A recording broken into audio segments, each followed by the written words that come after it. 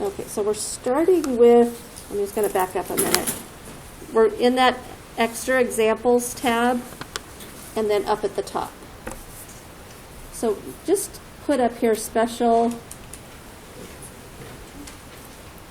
triangle examples.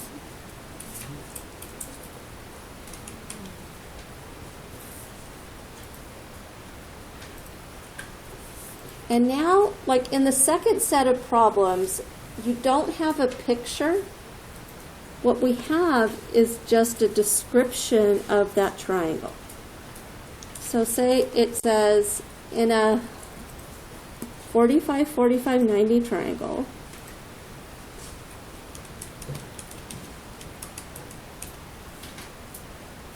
the shorter sides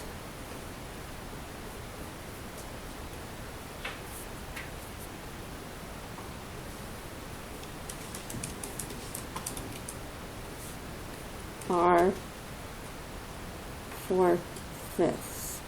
Because remember, we realized yesterday that a 45, 45, 90 triangle, the two shorter sides, or those legs, are both the same measurement, right? So that's what this is telling us here. And then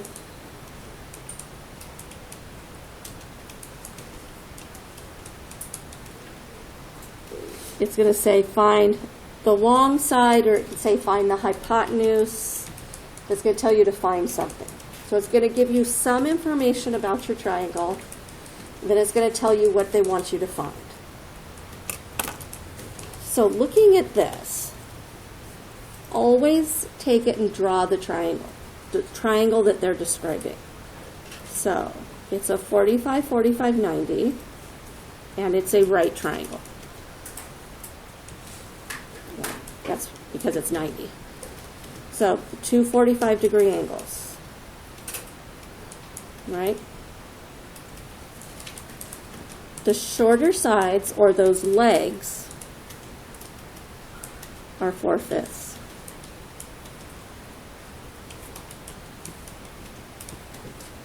This is my longer side, the side they're trying to get me to find, right?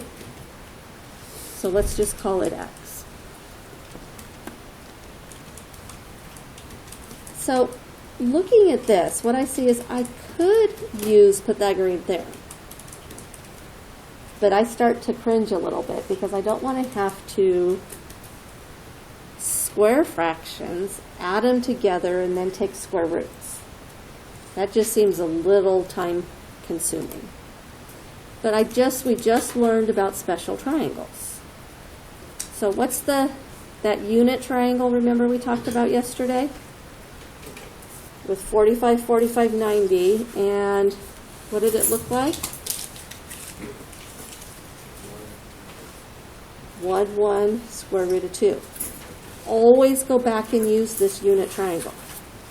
So I'm just going to draw a little one here so that I have it to work with. I'm a visual person. I have to have it written down to see it. So now I can just write an equation. A proportion is what I'm going to write. So two sides from my first triangle, and I want to make sure I use the unknown that I'm trying to find. So I can go 4/5 over X. I know it looks funny because we are putting a fraction inside a fraction, but don't panic, it's going to work out very nicely. You could have also done X over 4/5. It just depends on which way you pull from our unit triangle, right? So 4/5 over X. What does that coincide with or correspond with in my unit triangle?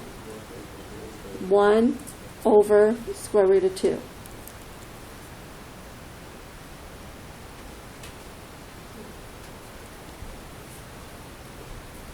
So it's because these two triangles are proportional. They're similar. So now we could cross multiply, and what you're going to find is very nice. 1 times X is just X. The square root of 2 times 4/5, it's just 4/5 square root of 2. That fraction was not bad to deal with at all, right? because I didn't have to do anything with it, except for multiply it times something that I really couldn't multiply it with. Okay, so look at that. Are there any questions there?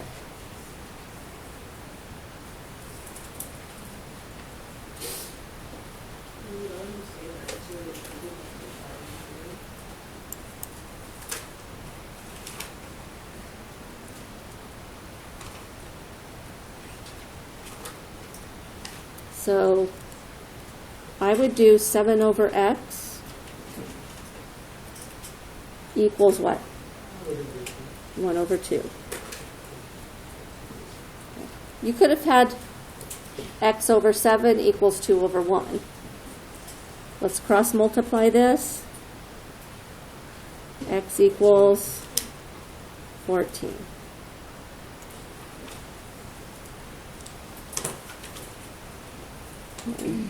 And then do the y. 7 over y equals what? 1 over the square root of 3.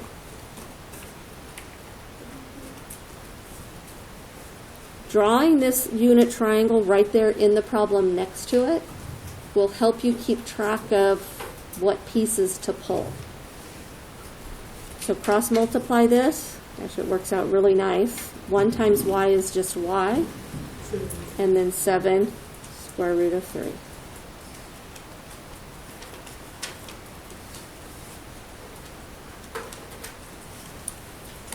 And we can put those into the picture. Kind of take a look at them. Is our hypotenuse our longest side? Yeah. Is 7 our shortest side? Yeah. Kind of looking at the numbers that you generate and seeing, do they make sense? Do they fit in within those properties of a triangle? Okay, any questions? Okay, so those of you that were having some questions on yesterday's assignment, do you feel that kind of helps some? Because what's different with the ones from yesterday is they just already had the triangle drawn. You didn't have to draw that triangle yourself. Okay. Okay, we are going to go to the flip side of our flip book, the side that says trig ratios. And open your very top tab. This little page may be your best friend for the rest of the chapter. Looks a little strange, but you're going to find out it's not that bad. Okay.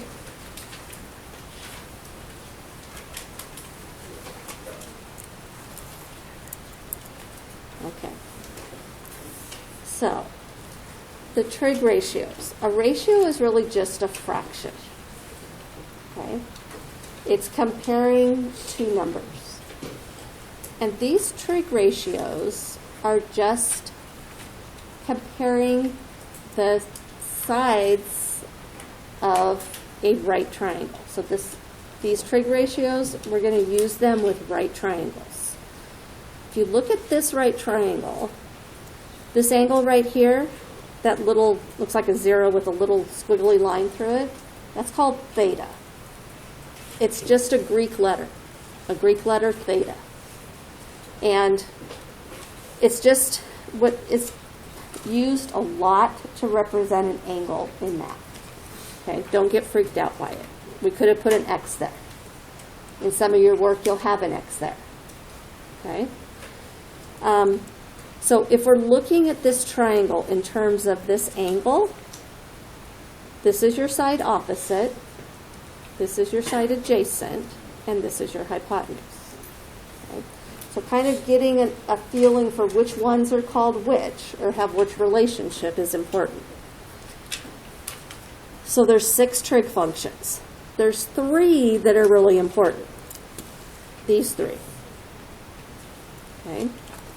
And so the first one, these are abbreviations. The first one is sine.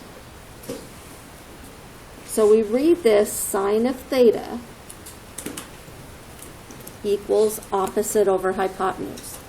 So that means if this triangle has numbers in it, I'm just going to take whatever's opposite, put that in the numerator, whatever's in the hypotenuse is going to go in the denominator. Okay. So this is kind of our definitions for what we're going to do. The next one is cosine. So you need to say them correctly when you talk to me. This is not sin, and this is not cos. This is cosine. Okay? And it's defined as the adjacent over the hypotenuse. The next one is tangent.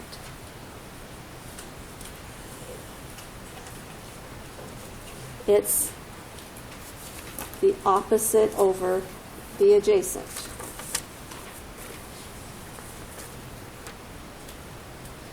So this Sokatoa, sounds like an Indian dance or something, right? This is really an acronym to help you memorize these.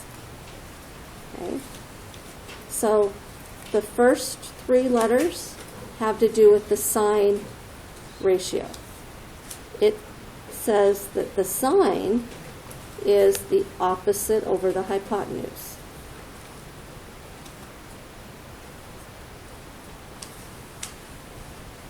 The sine is opposite over hypotenuse. Cosine is adjacent over hypotenuse. See how it's C is A over H, with the A being for the adjacent and the H being for the hypotenuse. And then the tangent is opposite over adjacent, or that's our TOA piece.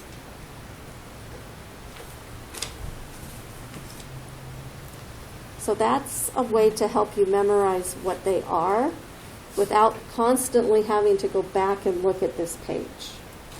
Okay?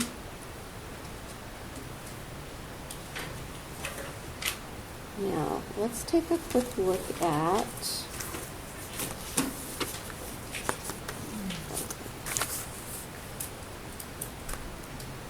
just these first two. This CSC is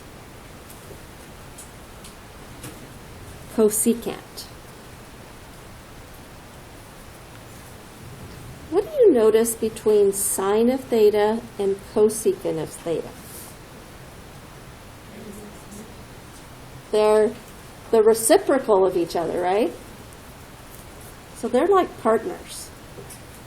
Once you know what sine is, if you're asked for the cosecant, flip it over. What I would do too is I won't get all mixed up trying to remember what these are on the other side. If I was asked for the cosecant, I would find the sine and flip it over. Because I have these memorized. I don't have the other ones memorized. It's too much. This one is secant. And it is the reciprocal of the cosine.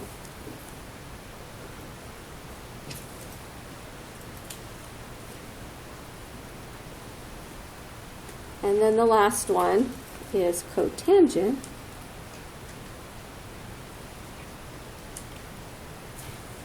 And it is the reciprocal of the tangent.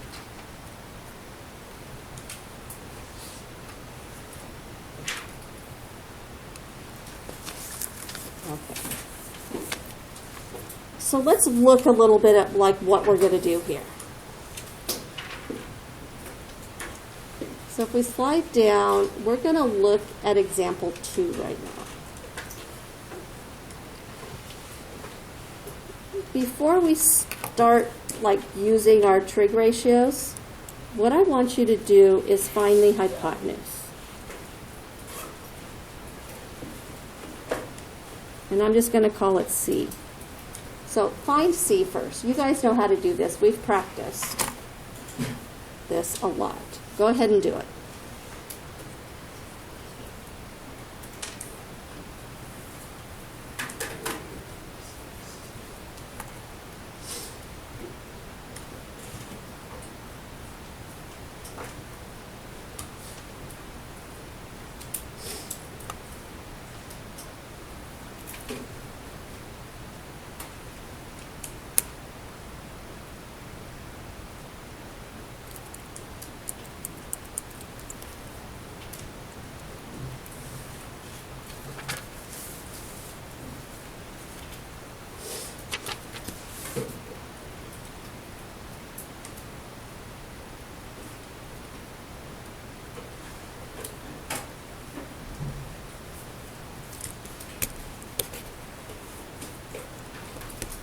Once I find it, it's square root of 106.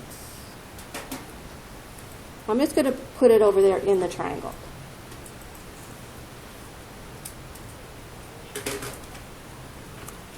So here, that's kind of some pre-work because we didn't have all the sides. It wants us to find the sine of x, or the sine of this angle, x. Okay, well, sine is opposite over hypotenuse.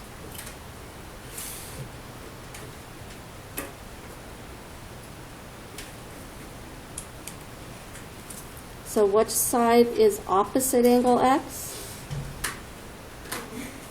What is it? 5. What side is what's the length of the hypotenuse?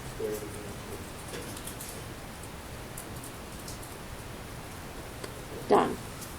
We just found the sine of x. Now you see why I went and found that third side? Because I needed to use it. Okay. Let's look at another one. Number 4. Just flip it over. So they want us to find the cosine of x. So we're going to need to find that hypotenuse again because the cosine has the hypotenuse in it, right? So use Pythagorean theorem. Let's just call that C for now.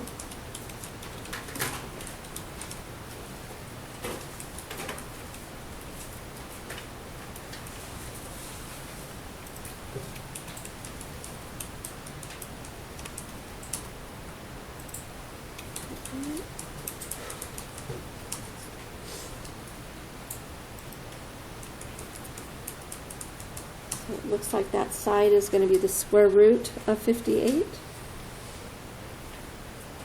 And what I'm going to say for these is unless I tell you different, for right now, let's just leave these not simplified, okay?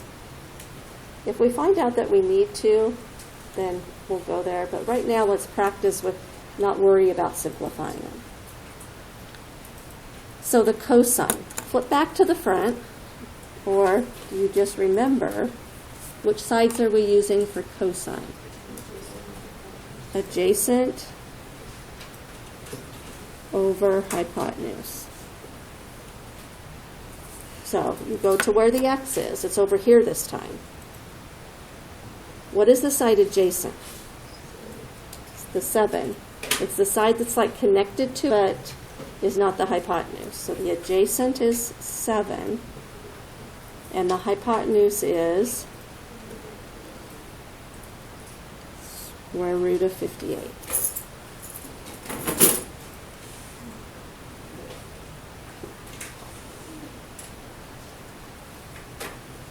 And we can leave it like that.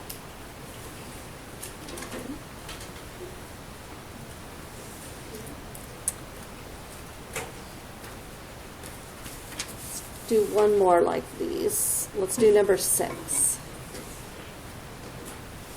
So let's go ahead and find that third side first. Go ahead and do that.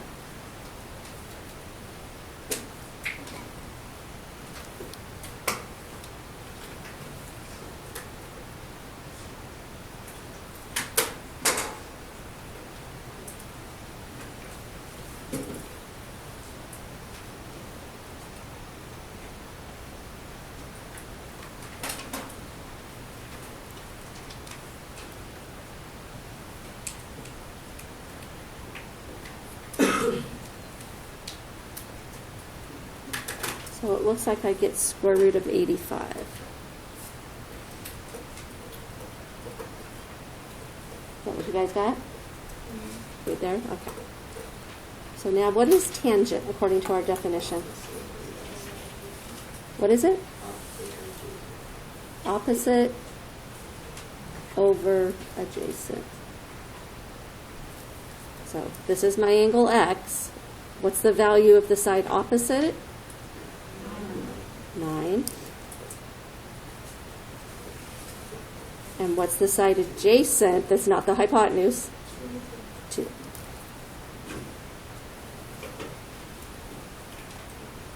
That's it. Okay, any questions?